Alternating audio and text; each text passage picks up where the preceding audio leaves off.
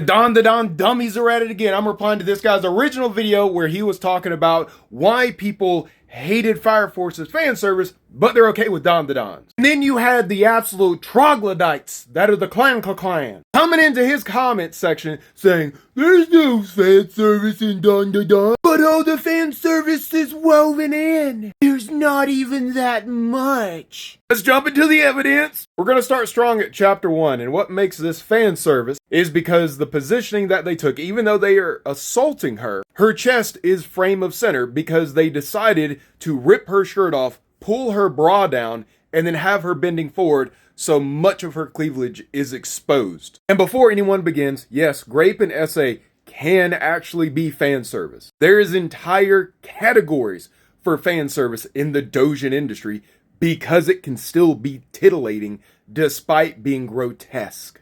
And this is framed in a titillating manner. This is also considered fan service, panel 1 and 2, because the emphasis is put on her chest, her legs being spread, and what would be the equivalent of a dong in between her legs.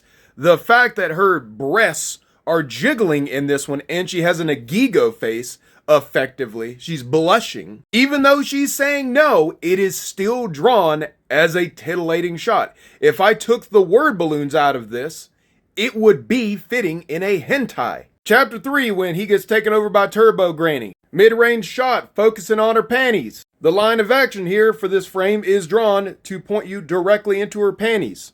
Then this leg takes you right into panel 3. Why are we getting a POV from Turbo Granny in a high detail shot of her panty? Why do I need to see a miner's high detailed panties of her legs spread? Panel 4, why am I seeing nothing but panties of her puss? Next fan service is going to be the entire Loch Ness section where the two minor girls are in their fucking underwear and the dude is naked the entire sequence. Why are they riding him? Oh, by the way, the propulsion is literally her, Momo, doing this to his entire body with her spiritual hands. In what way was it organically weaving into the story where these three minors had to be pretty much naked through the whole sequence? And I'm not even going to go into how some of those panels throughout that sequence are fan servicey in nature. But I'm going to go for the easy dub with this. The very end of the Loch Ness sequence, he's naked on top of her,